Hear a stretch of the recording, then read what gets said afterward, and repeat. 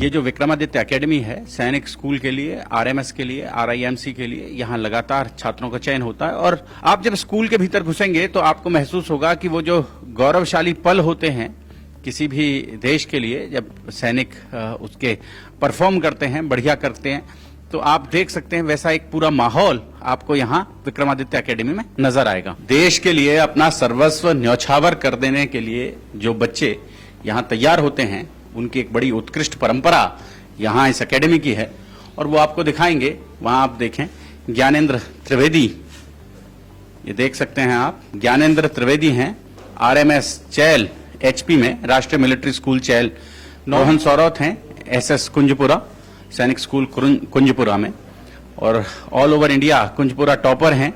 तेजस्वी शर्मा हिमाचल प्रदेश का जो सैनिक स्कूल है वहां हम सभी। अवनी तोमर यहाँ हैं, आप देख सकते हैं सैनिक स्कूल कुंजपुरा के बाहर खड़े होकर बड़ी एक आप समझ लें विजेता की तरह अवनी तोमर ने फोटो खिंचवाया और वो फोटो यहाँ इस बोर्ड पर लगा है। आप सोच सकते हैं ये इसकी भी एक बड़ी कहानी है। थोड़ा सा बता दें गौतम जी इसके बारे में। ठीक है sir, thank you very much. 10 जो लड़कियां मोदी गवर्नमेंट जो हमारे आपको पता है आने के बाद प्राइम मिनिस्टर मोदी ने इतना अच्छा काम किया है कि लड़कियों के लिए सारे स्कूल्स को खोल दिया है। तो जो मिलिट्री स्कूल में पहले जो बच्चों की एंट्री नहीं थी गर्ल्स की, वो आज हो चुकी है और उसका एक मात्र चयन सबसे पहले हमने दिया है सैनिक स्कूल में। वो अवनी तोमर आप देख सकते हैं, उसका हमने यहाँ एक छोटा सा चिन्हित रखा हुआ है बताने के लिए, इस बात के लिए। तो ये बड़ा खुशी की बात है सर, गौरवान्वित क्षण है हमारे लिए। हमारे साथ हैं नरेश जी। नरेश जी, ये जो एकेडमी है विक्रमादित्य एकेडमी, ये खोलने का विचार कैसे आया? सर मैं आपको पहले बता दूं, इससे पहले मैं टीचर था सर। मैंने सबसे पहले डिफेंस की प्रैक्टिस की है। मैंने आर्मी, उसके बाद क्लर्क, आर्मी में क्लर्क जाने के लिए मैंने खुद ने तैयारी की थी। उसके बाद मैंने ऐसे बच्चों को पढ़ाया था सर। मोटिव मेरा यही था कि या तो मैं आर्मी में जाऊं या मैं बच्चों को आर्मी में या डिफेंस में बच्चों को मैं प्रिपेयर करूं सर। फिर उसके बाद मैंने ऐसी एकेडमी में कुरुक्षेत्र, उसके बाद अपना फरीदाबाद में आके तैयारी की, बच्चों को मैंने पढ़ाया। उसके बाद सर मैंने ये एकेडमी अपनी ओपन की। मैं बेसिकली मैथ पढ़ाता था सर वहाँ पे। आरएमसी के लिए मैंने 10 में से 10 बच्चों का सिलेक्शन एक बार मैंने कराया था आरएमसी के लिए, जिसमें ऑल ओवर इंडिया टॉप था 193 प्रिंस झांझरिया सर। उसके बाद फिर मैंने सर अपना वर्क स्टार्ट किया, जिसमें हम सभी टीचर्स ने मिलके, और सर टीचर्स भी सर सारे वेल एजुकेटेड एक साथ मिला के हमने एक वर्क स्टार्ट किया जी। तो अभी रिजल्ट्स अच्छे आ रहे हैं जी सर। इस बार सर खुशी की बात है कि हमारे हरियाणा में से ही, हमारी फरीदाबाद से एक बच्चा ज्ञानेंद्र त्रिवेदी, जिसने आरएमएस केवल एक सीट के लिए लड़ाई की थी, जैसे 3 लाख बच्चे फॉर्म फिलअप करते होंगे 9th में शायद, उसके अलावा फिर उस बच्चे ने टॉप किया है सर। ये हमारे लिए खुशी की बात है, हमारे अकेडमी के लिए भी खुशी की बात है सर। अग्निवीरों को लेकर एक विवाद पूरे देश में चल रहा है, लेकिन आप देख सकते हैं यहाँ छोटे छोटे बच्चे हैं जो लगातार सैनिक स्कूलों में जाने के लिए अपने आप को तैयार कर रहे हैं। और हमारे साथ, क्या नाम आपका? अधिराज भारद्वाज। अधिराज, अच्छा अधिराज, कौन से स्कूल में सिलेक्शन हुआ आपका? सैनिक स्कूल चिंगचिप मिजोरम। मिजोरम में। तो अभी नहीं जा रहे हैं? नो सर, क्योंकि मुझे RIMC करना है। अच्छा, राष्ट्रीय मिलिट्री स्कूल में आपको एडमिशन चाहिए, तो उसके लिए लगातार फिर आप आगे प्रिपेयर करेंगे? Yes sir. जी, क्या नाम आपका? मेरा नाम तेजस शर्मा है। तेजस शर्मा। तो तेजस, कहाँ हुआ है आपका सिलेक्शन? सैनिक स्कूल सुजानपुर टीरा, हिमाचल प्रदेश। हिमाचल प्रदेश। तो आप जा रहे हैं, नहीं जा रहे हैं? नहीं, क्योंकि मुझे RIMC पास करना है। आपका कौन से स्कूल में सिलेक्शन हुआ है? रेवाड़ी, सैनिक स्कूल रेवाड़ी, हरियाणा। रेवाड़ी में हुआ है। तो आप भी नहीं जा रहे हैं? तो आप भी तैयारी करेंगे? RIMC के लिए तैयार करेंगे अपने आप को। आपका नाम? प्रथम शर्मा। प्रथम, कहाँ के रहने वाले हैं प्रथम आप? I am from Ballabhgarh. Ballabhgarh. तो आप कौन से सैनिक स्कूल में? हम ढोलपुर। धौलपुर। तो आप भी नहीं जा रहे हैं? अभी नहीं। नहीं जा रहे हैं। और आपका नाम? ध्रुव बघेल। ध्रुव बघेल। ध्रुव बघेल। ध्रुव, आपका कौन से स्कूल में हुआ है सिलेक्शन? गुरुकुल ज्योति सर। गुरुकुल ज्योति सर। अच्छा, उसका भी बड़ा टफ कंपटीशन होता है, वहाँ भी बहुत हजारों की तादाद में बच्चे हैं। तो आप भी नहीं जा रहे हैं वहाँ? No sir. आप भी तैयारी करेंगे? कहाँ के लिए करेंगे? RMS के लिए। RMS। तो फरीदाबाद आप देख सकते हैं कि ये बच्चे लगातार अपने आप को तैयार कर रहे हैं यहाँ इस एकेडमी में, विक्रमादित्य एकेडमी में अपने आप को तैयार कर रहे हैं ताकि देश की सेवा बहुत उत्कृष्ट तरीके से कर सकें। फरीदाबाद अपनी बेहतरीन स्कूलिंग के लिए जाना जाता है, लेकिन अब मिलिट्री स्कूल के लिए जो कोचिंग यहाँ होती है वो भी आप समझ सकते हैं देश में बहुत अच्छा कर रही है। और हमारे साथ ज्ञानेंद्र त्रिवेदी हैं। ज्ञानेंद्र त्रिवेदी फिलहाल राष्ट्रीय मिलिट्री स्कूल RMS चैल के लिए हिमाचल प्रदेश में जो है वहां के लिए 9वीं कक्षा के लिए सेलेक्ट हुए हैं। बहुत बहुत बधाई। Thank you sir. जी, क्या कहेंगे जो लोग देख रहे हैं, फरीदाबाद देख रहा है आपको, क्या क्या बोलेंगे उन्हें? सर सबसे पहले तो मुझे कहना है कि इन स्कूल्स में एडमिशन लेना सर बहुत टफ रहता है। इनके लिए आपको एक बेहतरीन कोचिंग चाहिए, आपको अच्छा गाइडेंस चाहिए, बिना इसके आप कुछ नहीं कर सकते। सो आपको एक फर्स्टली आपको तो मतलब एक एकेडमी चाहिए अच्छी से। अगर आपको भी डालना है मेरी जैसे आपको भी राष्ट्रीय मिलिट्री स्कूल में जाना है तो आइए यहाँ पे, आपका हम वेट कर रहे हैं। आपका हम वेट कर रहे हैं। बहुत सारे स्टूडेंट हैं जो लगातार कोशिश कर रहे हैं कि उनका राष्ट्रीय मिलिट्री स्कूल में एडमिशन हो जाए। कई सारे स्टूडेंट ऐसे हैं जिनका सैनिक स्कूलों में एडमिशन हो चुका है ऑलरेडी, लेकिन फिर भी उनकी कोशिश है लगातार कि वो राष्ट्रीय मिलिट्री स्कूल में जाएं। जी नरेश जी, कितने बच्चे हैं अभी जो यहाँ कोचिंग ले रहे हैं? सर 40 बच्चे यहाँ पे अभी ऑलमोस्ट हैं जो कोचिंग ले रहे हैं यहाँ से। कहाँ कहाँ से हैं? सर अपना उत्तर भारत में कहें तो सर कोई ऐसा राज्य नहीं है जहाँ से बच्चा नहीं है। बाकी सर अभी साउथ से बच्चे हैं अभी, मतलब कम से कम सर 8 राज्य से यहाँ पे बच्चे हैं। जी, 8 राज्यों से यहाँ बच्चे हैं जो फिलहाल यहाँ विक्रमादित्य एकेडमी में कोचिंग ले रहे हैं। तो रहने खाने की व्यवस्था सब यहीं रखते हैं? जी सर, जी सर, जी सर। सर मैं इस बच्चे के भविष्य के बारे में कामना करता हूँ। जिस हिसाब से, जिस तरीके से इस बच्चे ने विक्रमादित्य एकेडमी का नाम किया है, उसी तरीके से जल्दी ये भारत का नाम रोशन करे। क्योंकि सर ये जितनी जल्दी से एनडीए जाएगा सर, उसी हिसाब से भारत का नाम ओपन कर पाएगा सर। जी जी, गौतम जी आप क्या बोलेंगे? स्टूडेंट, आपका स्टूडेंट। Thank you sir. मुझे एक बात कहनी है बच्चे के लिए कि सबसे अच्छी बात है देश की सेवा के लिए बच्चे का सिलेक्शन हुआ।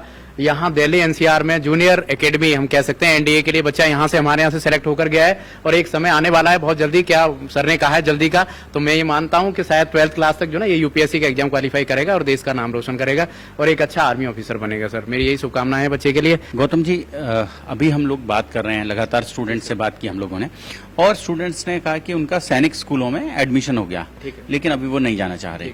उनका गोल कुछ और है, वो राष्ट्रीय मिलिट्री स्कूल में जाना चाहते हैं या RAMC में जाना चाहते हैं। तो इन सब में क्या फर्क है? सैनिक स्कूल, आमतौर पर तो बच्चे यही समझते हैं कि सैनिक स्कूल में पढ़ रहे हैं तो वहाँ। जी, थैंक यू सर, आपने बहुत अच्छा क्वेश्चन किया है।